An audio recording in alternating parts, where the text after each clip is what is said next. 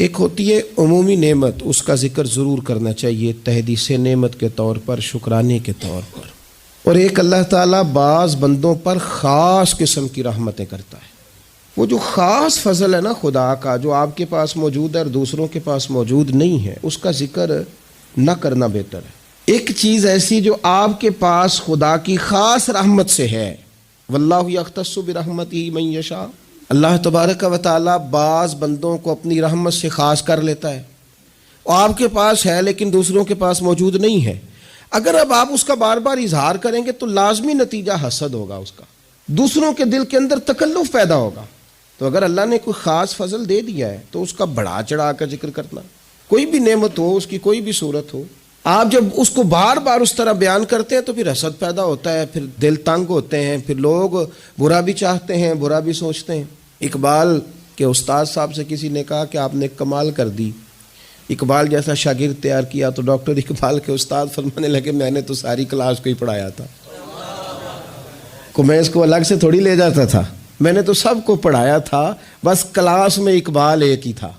بعض اوقات بندہ ایک ہی ہوتا ہے، اسی ایک بندے پر کسی خاص انعام کا ہونا ہوتا ہے، لیکن اگر وہ خاص انعام آپ پر ہے تو اگر آپ اس طرح بیان کریں گے کہ دوسروں کی گردنیں جھکیں اور دوسرے خیال کریں۔ حضرت یوسف نے اپنے والد کو خواب سنایا ہے کہ میں نے خواب دیکھا ہے، انی رأیت احد عشر کوکبا والشمس والقمر رأیتهم لی ساجدین، میں نے دیکھا ہے کہ ستارے، سورج، چاند مجھے سجدہ کر رہے ہیں، ابا جی میں نے خواب دیکھا ہے۔ اب ان کے باقی بھائیوں نے یہ نہیں دیکھا، ان کے پاس یہ نعمت نہیں ہے۔ اب والد کیا کہتے ہیں؟ کہتے ہیں یا بنیا لا تقصص رؤیاک علی اخوتک، بیٹا یہ بات بھائیوں کو نہ بتانا۔ میں اپنے باپ کا یوسف تھا، اس لیے شاید سکون سے سو نہ سکا، بھائیوں سے ڈرتا رہا۔ لا تقصص رؤیاک علی اخوتک، بیٹا بھائیوں سے بات نہ کرنا، فیکیدوا لک کیدا، ایسا نہ ہو کہ وہ کوئی چال چلے، معاذ اللہ۔ کیوں چلیں گے وہ چال؟ ان الشیطان للانسان عدو مبین، اس لیے کہ شیطان آدمی کا کھلا دشمن ہے، ان کے دل میں بات ڈالے گا کہ تم بھی تو حضرت یعقوب کی اولاد ہی ہو، تمہارے پاس کیوں نہیں؟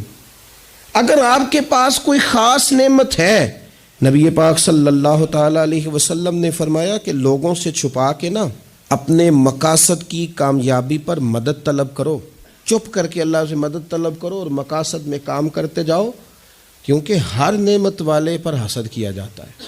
یہ جو بار بار بتانا، دکھانا، میں بھی ہوں، میں نے یہ کر دیا، میں نے دیکھا ہے خاندانوں میں ایک بندے پہ اگر فضل ہو گیا نا تو جان بوجھ کے بتاتا ہے، جب بھی خاندان والے جمع ہوتے ہیں کہتے ہیں جی میں تے انہیں ایک پلاٹ نہ لاہور بھی لے لیا ہے، کیا کریں جی آنا جانا پڑتا تھا، لہذا پھر نہ بچوں سے کہا روز جو تم چکر میں پڑے رہتے ہو تو اسلام آباد بھی بناؤ گھر، بھئی آپ نے بنایا، دینا تو نہیں نا کسی کو جام رجسٹری تو نہیں نہ کرنی، تو بنا لیا تو پاس رکھو نا اپنے، کہنے کی کیا ضرورت؟ او میں نے تو جناب ایک گاڑی ہوتی تھی میں لے جاتا تھا تو بچوں کو تکلیف ہوتی تھی تو میں نے ایک اور خرید لی ہے۔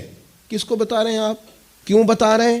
صرف اس لیے کہ آپ پر حسد کیا جائے، پھر آپ کہتے ہیں پتہ نہیں کیا بن گیا۔ کیوں اس طرح اظہار کیا جاتا ہے اپنے رازوں کا؟ اگر خدا نے کوئی چیز اپنے فضل سے دی ہے تو بندہ کا اور اللہ کا معاملہ ہے، اور اگر ٹہنی پر پھل زیادہ آئے تو اسے جھکنا چاہیے، نعمتیں زیادہ ہیں تو شکر بھی ادا زیادہ کرنا چاہیے۔ اور میرے نبی پاک صلی اللہ علیہ وسلم نے فرمایا اگر تم پر نعمتیں بڑھ جائیں تو تمہاری عبادت بڑھ جائے، فرمایا تم تھوڑے رزق پہ راضی ہو جاؤ، رب تمہاری